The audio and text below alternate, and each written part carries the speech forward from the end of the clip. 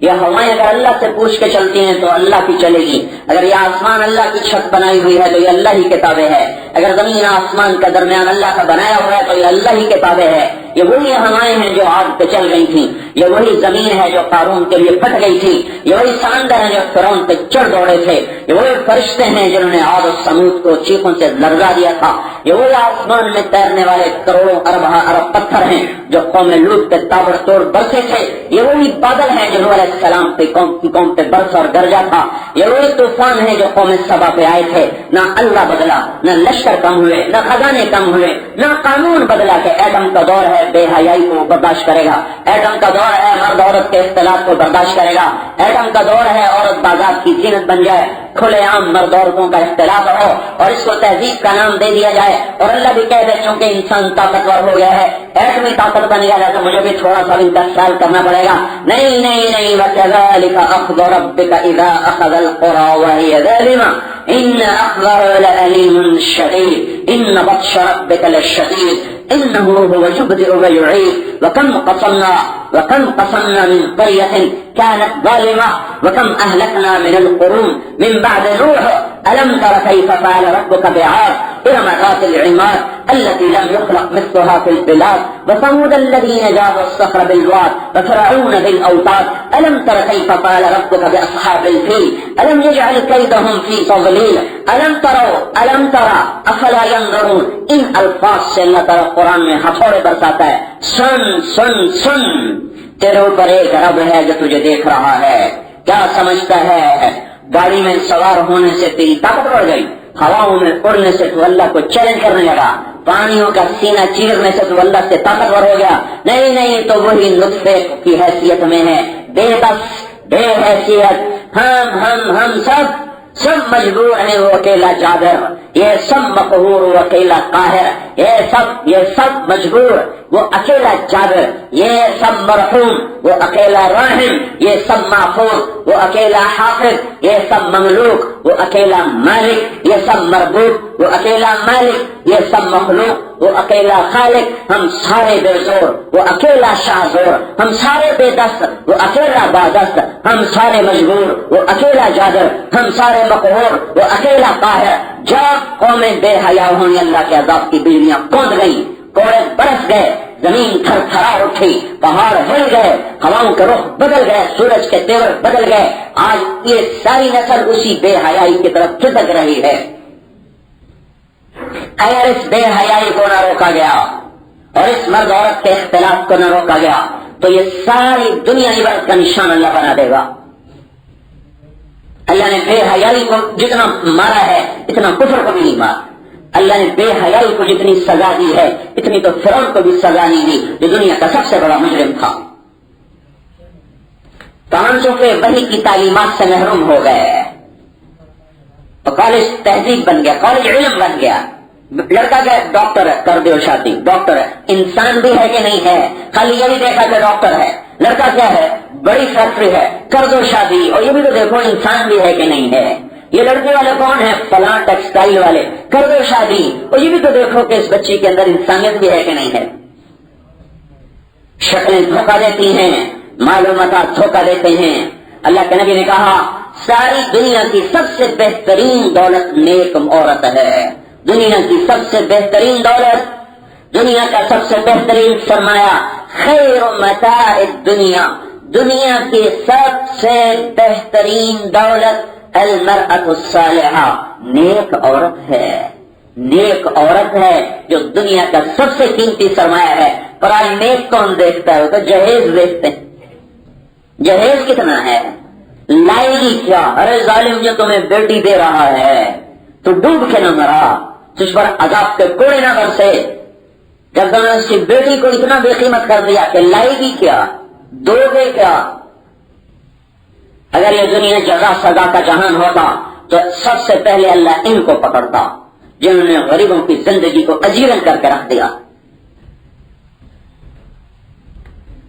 تو ہمیں غلط روک میں بہ گئے، ہماری نسل تیزی سے، چونکہ 100 سال انگریز نے حکومت کی، پھر ایسے لوگ تیار کر کے لارڈ میکالے 1834 میں آیا تھا یہاں، 1834 کا وائس رائے، اس نے کہا ہم نے ان کو عیسائی نہیں بنانا، ہم نے ان کو اس پر تیار کرنا ہے کہ نسل سے مسلمان ہوں، مزاج سے انگریز ہوں.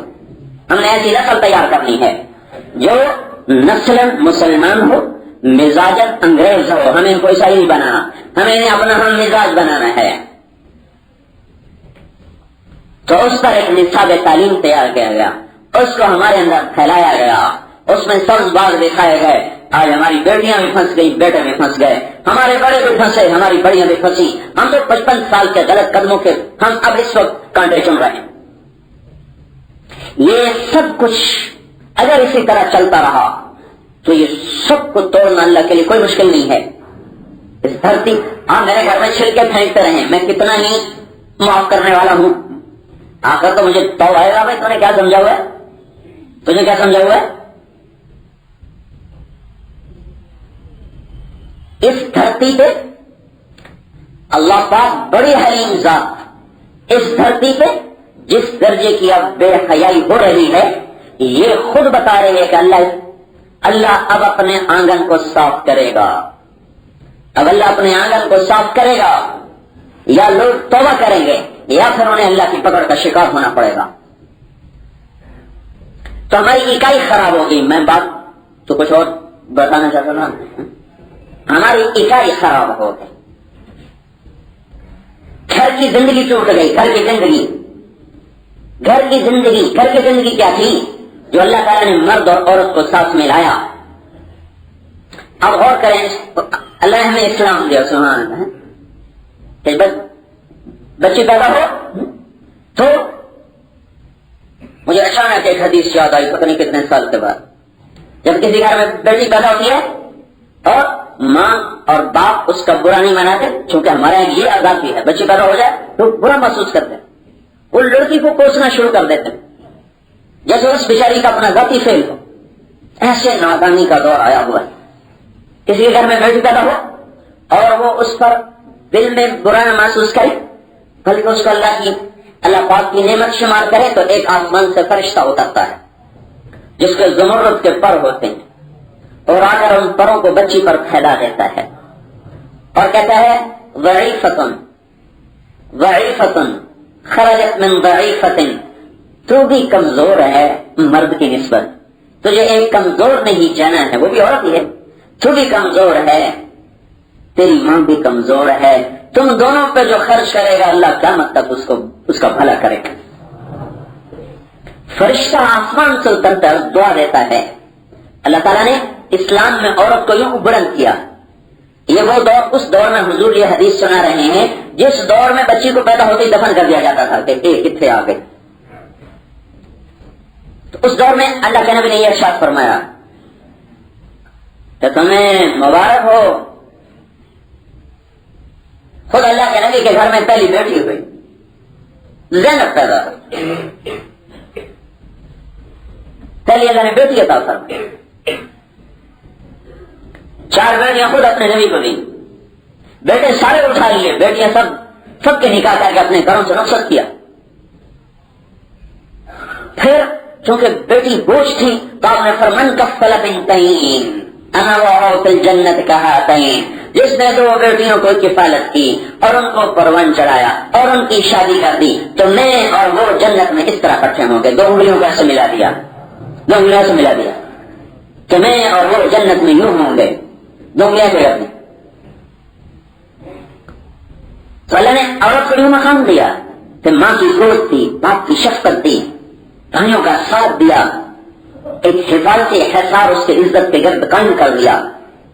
پھر جب اللہ کا ایک نظام ہے کہ بچوں کو رخصت کیا جاتا ہے تو اسے جنس کی تسکین کا سامان نہیں بنایا گیا، اسے شریعت کے ایک قانون کے تحت آگے روانہ کیا گیا.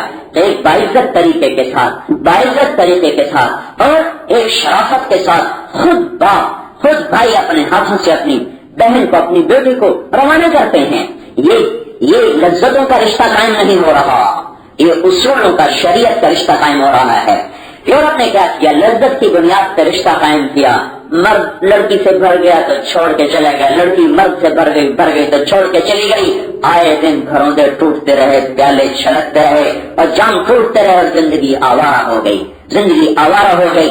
یہ رشتہ جنس کی بنیاد پہ نہیں ہو رہا، یہ ایک محکم شریعت کی بنیاد پہ ہو رہا ہے. لہذا جب وہ بیوی کے روپ میں ہے تو صرف خامد کی محبت لے رہی ہے، اور جب وہ ماں بن جاتی ہے تو پھر اس کی محبتیں اور بڑھ جاتی ہیں. اب وہ بیٹوں کی محبت لے رہی ہے، اب وہ بیٹیوں کی محبت لے رہی ہے. جب وہ عمر ڈھل جاتی ہے تو وہ نیپکن نہیں بنتی، جب وہ ڈھل جاتی ہے تو وہ ٹیشو پیپر نہیں بنتی، وہ پرانا کپڑا نہیں بنتی، اس کا تقدس اور بڑھتا ہے. وہ ایک برگزیدہ خاتون کے روپ میں آتی ہے، کبھی وہ پھوپھی کا روپ دھارتی ہے، کبھی خالہ کا، کبھی ساس کا، کبھی دادی کا، کبھی نانی کا. پر اس کے قدموں میں بیٹھنا اسلام کیا دیتا ہے؟ جنت یہاں تلاش ہے، یہاں چھپی ہوئی ہے. اولادوں کو ماں کے سامنے جھکا دیا کہ چونکہ جب خواہشات کا دور ختم ہو جاتا ہے تو نظریں کہیں پھر نہ جائیں تو اللہ تعالیٰ نے ایک اور روپ عورت کا ظاہر کر دیا، موت تک اس کی حفاظت کا سامان کر دیا کہ تجھے جنت چاہیے، ماں کے قدموں کو چاٹ، یہاں جنت چھپی ہوئی ہے.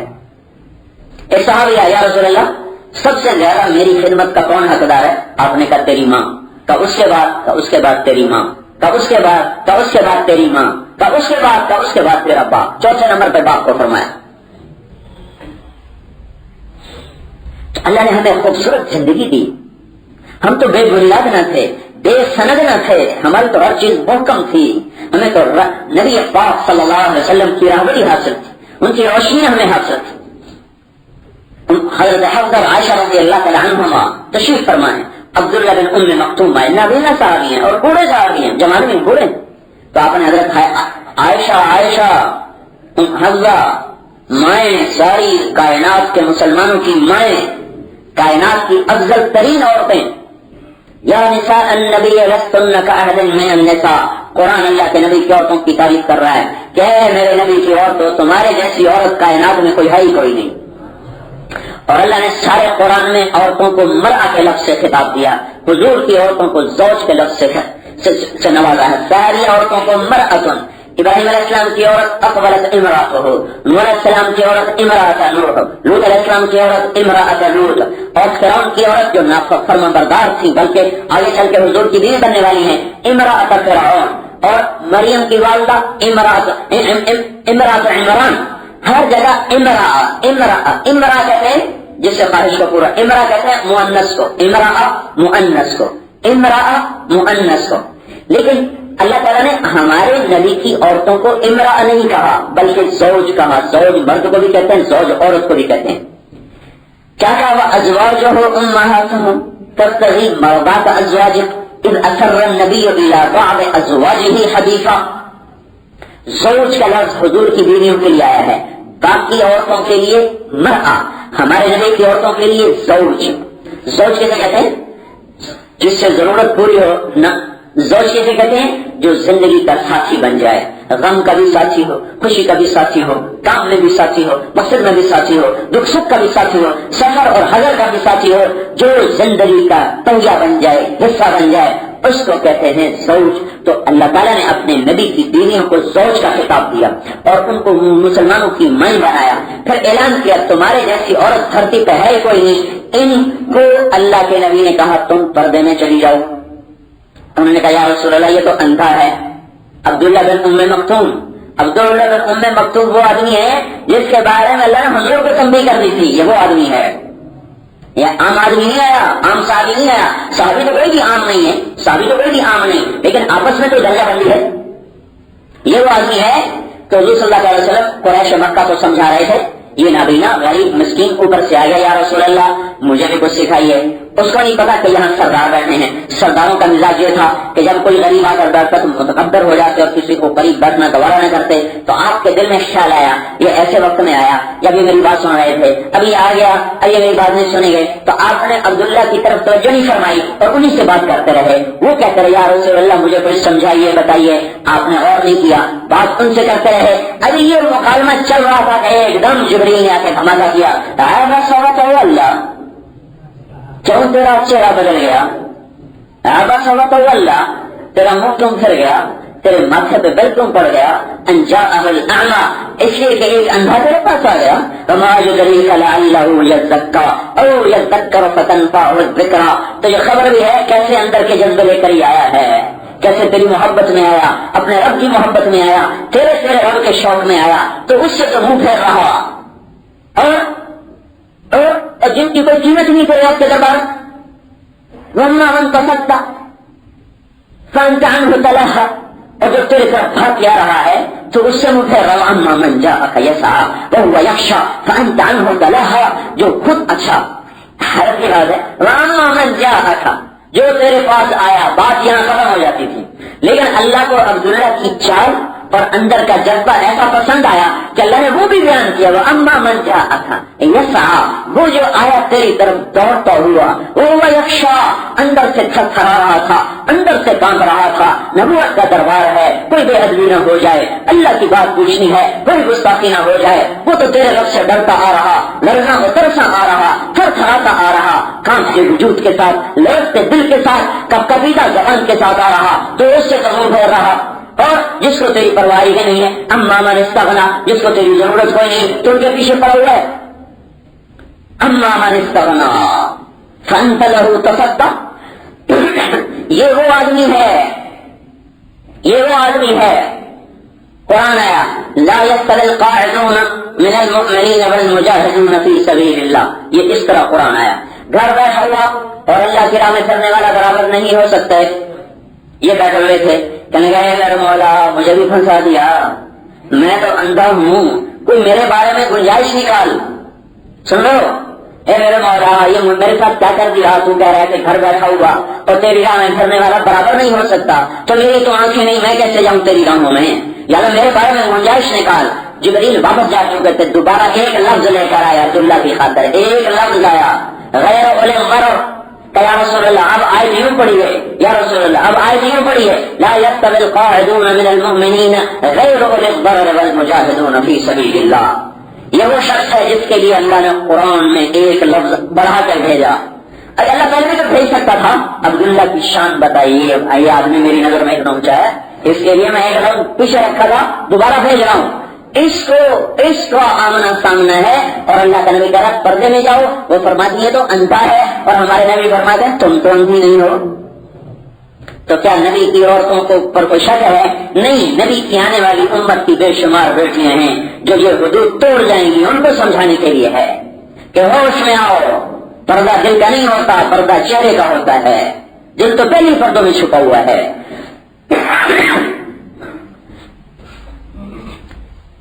تو جس ماں نے تربیت کرنی تھی وہ ماں بھول گئی مجھے کرنے گیا، تو ایک نظام دیا. اس نظام کے پیچھے حضرت محمد صلی اللہ تبارک و تعالی علیہ وسلم کی محکم مضبوط زندگی ہے.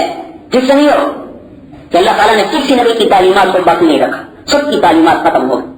انجیل 2 کتابیں موجود ہیں، ان کی نہ کوئی آگے ہے نہ ان کو کوئی پیچھے، نہ ان کی کوئی تشریح ہے نہ اس کا کوئی خلاصہ ہے. ایک قرآن آیا، ہزاروں تفسیریں، ایک ایک لفظ پر جو لکھا ہے ایاک نعبد و ایاک نستعین، ایاک نعبد و ایاک نستعین، یا اللہ تیری بندگی کرتے ہیں، یا اللہ تجھ سے سوال کرتے ہیں. جلد تفسیر ختم ہو گئی. مدارج السالکین ابن القیم رحمۃ اللہ علیہ کی کتاب ہے، 668 صفحے کی کتاب ہے.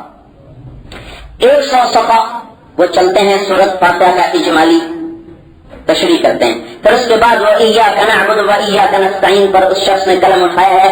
568 صفحے اس نے صرف ایاک نعبد و ایاک نستعین کی تفسیر میں لکھتے ہیں. میں نے ایک لفظ میں ساری تفسیر ختم کر دی ہے. ہمارا علم ہے ہی کہاں؟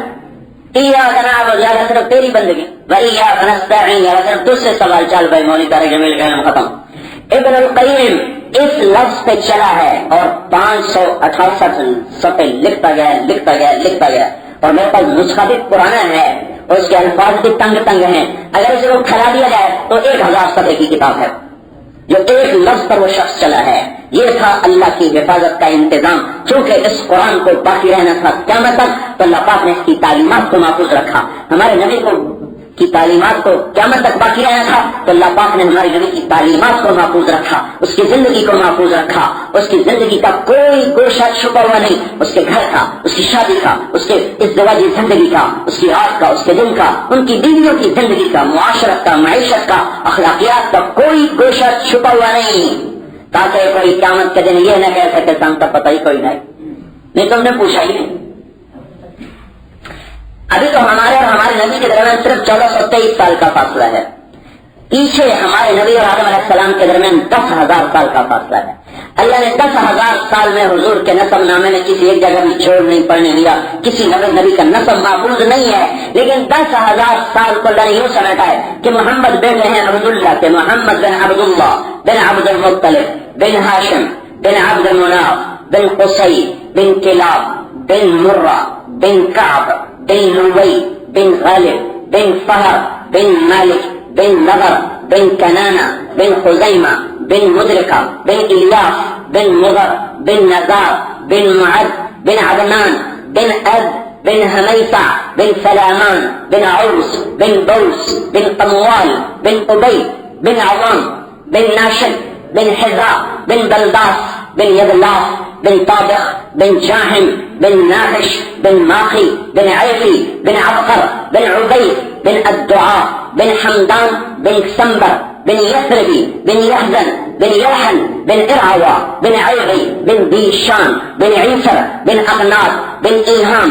بن مقصر بن ناحر بن زارع بن سمي بن مزي بن عوص بن عرام بن قيدار بن إسماعيل بن إبراهيم عليه السلام بن آذر بن ناحور بن سعوج بن رعوم بن فائش بن عابر بن أرفخشاد بن سام بن نوح عليه السلام بن لامك بن متوشاه بن إدريس عليه السلام بن يارو بن ملهلئيل بن كينان بن آنوش بن شيس بن آدم عليه السلام. یہ 80 دادے ہیں حضور سے لے کر آدم علیہ السلام تک.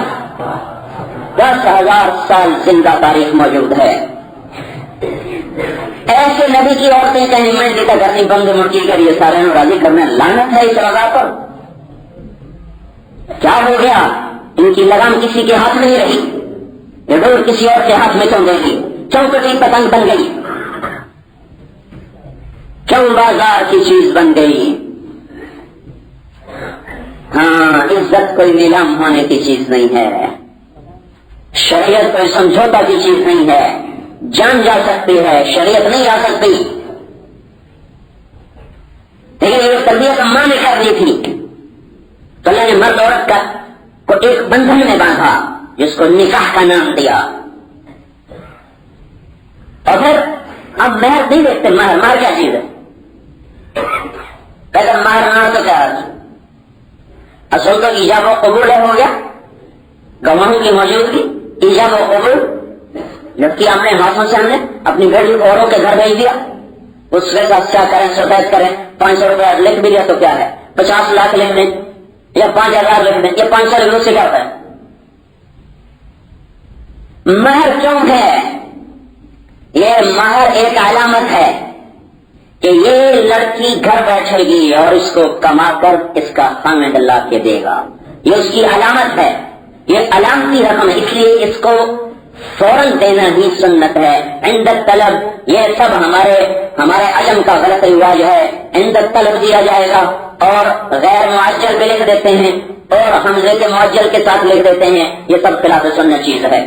میرے نبی کی سنت پہلے مہر ادا کرنا ہے، کیونکہ ایک علامت ہے، ایک نشانی ہے کہ یہ بچی اب میرے سپرد ہے، میں موت تک اس پر خرچ کروں گا، اس کا سارا خرچ میرے ذمہ.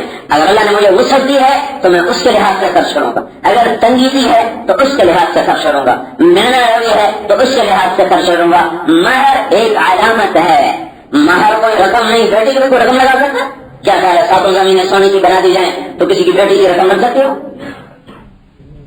بیٹی کا ایسا سستا رشتہ ہے، 7 زمین آسمان سونا بنا دو تو بھی ایک بیٹی کی قیمت نہیں ہے. تو قریب 500 روپے مہر اور 5,000 مہر اور 20,000 مہر اور 1,00,000 مہر اور 50 لاکھ.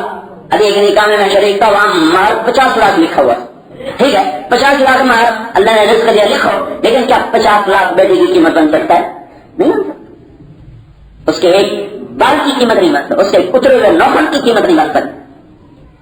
تو یہ پیسہ کس لیے دیا جا رہا ہے؟